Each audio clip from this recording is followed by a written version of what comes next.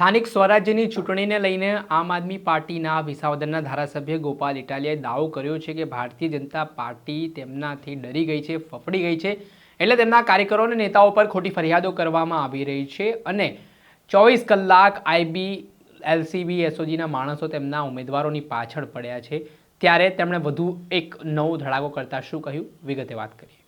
વૈષ્ણવજન તો તેને કહીએ જે પીડ પરાઈ જાનાને રે। નમસ્કાર દર્શક મિત્રો, નવજીવન ન્યૂઝમાં આપનું સ્વાગત છે। હું છું ફૈઝાન। આ વખતની સ્થાનિક સ્વરાજ્યની ચૂંટણી શરૂઆતથી જ રસપ્રદ અને રોમાંચક લાગી રહી છે, પણ આક્ષેપ પ્રત્યાક્ષેપનો દોર પણ જોવા મળી રહ્યો છે। આમ આદમી પાર્ટીએ ચૂંટણી જાહેર થતાં જ ગંભીર આક્ષેપો ભાજપ ઉપર કર્યા છે અને જે ઉમેદવારો તેમણે જાહેર કર્યા છે તેમને ખોટી રીતે પોલીસ બોલાવતી હોય, પોલીસ સ્ટેશને તેમને ધમકાવતી હોય તેવા આક્ષેપો ગોપાલ ઇટાલિયા લગાવી રહ્યા છે અને કહી રહ્યા છે કે તેમના ઉમેદવારો છે, તેમના કાર્યકરો છે, તેમને હેરાન પરેશાન કરવામાં આવી રહ્યા છે, ધમકીઓ આપવામાં આવી રહી છે અને ખોટી ફરિયાદો કરવામાં આવી રહી છે।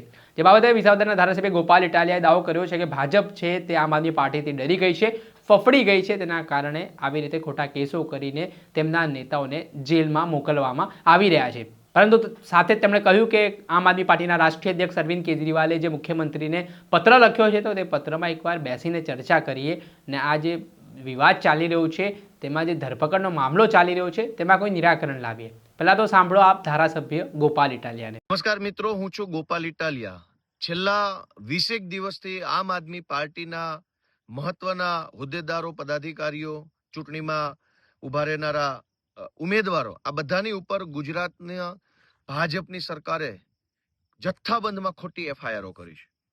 અંદાજે અત્યાર સુધીમાં તો 60 કરતા પણ વધુ એફઆઈઆર 20 દિવસમાં લખાઈ ગઈ। 150 કરતા પણ વધુ માણસોને એરેસ્ટ કરી લીધા છે। બીજેપી પાર્ટી બિલકુલ આમ આદમી પાર્ટીથી ડરી ગઈ છે, એટલી બધી ફફડી ગઈ છે, એટલી બધી હતપ્રભ થઈ ગઈ છે કે પોલીસને આગળ કરીને ચૂંટણી જીતવા નીકળી છે। અને ગુજરાતના તમામ જિલ્લાઓમાં એલસીબી, એસઓજી, એસપી, ડીવાયએસપી, તમામ પોલીસ 24 કલાક આમ આદમી પાર્ટીના નેતાઓની પાછળ ફર્યા કરે છે। ક્યાં રહ્યો છો, શું ખાઓ છો, શું પીવો છો, મોબાઈલમાં શું છે, લેપટોપમાં શું છે, કોમ્પ્યુટરમાં કયો ડેટા છે, ઉમેદવાર કોણ છે, મોબાઈલ નંબર શું છે, આખા ગુજરાતની પોલીસને આમ આદમી પાર્ટી પાછળ ભાજપે લગાવી છે।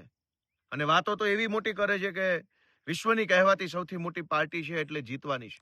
ચૂંટણી હારવાનો એટલો બધો ડર લાગ્યો છે ભાજપને કે આખી પોલીસ અમારી પાછળ, અનેક જૂઠી એફઆઈઆરો, અનેક લોકોની ખોટી ધરપકડો કરી।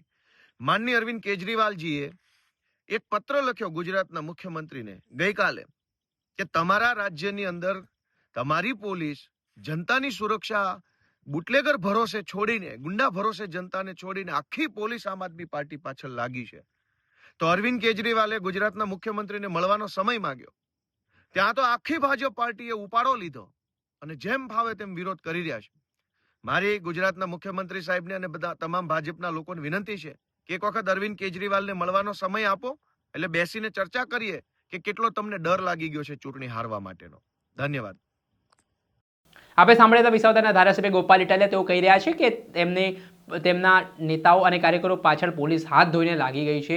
ક્યાં જાઓ છો, ક્યાં બેસો છો, શું ખાઓ છો, તેને લઈને પૂછપરછ કરવામાં આવી રહી છે। સાથે જ આ ગુજરાત છે તે ગુંડાઓ અને બુટલેગરોના ભરોસે અને આમ આદમી પાર્ટી પાછળ પોલીસ દોડતી હોય તેવા આક્ષેપો તેમણે કરતા રાજકારણ ગરમાયું છે। દર્શક મિત્રો, આવા જ નવા વિડીયો સાથે આપને માહિતગાર કરતા રહીશું, એટલે નવજીવન ન્યૂઝ જોતા રહો।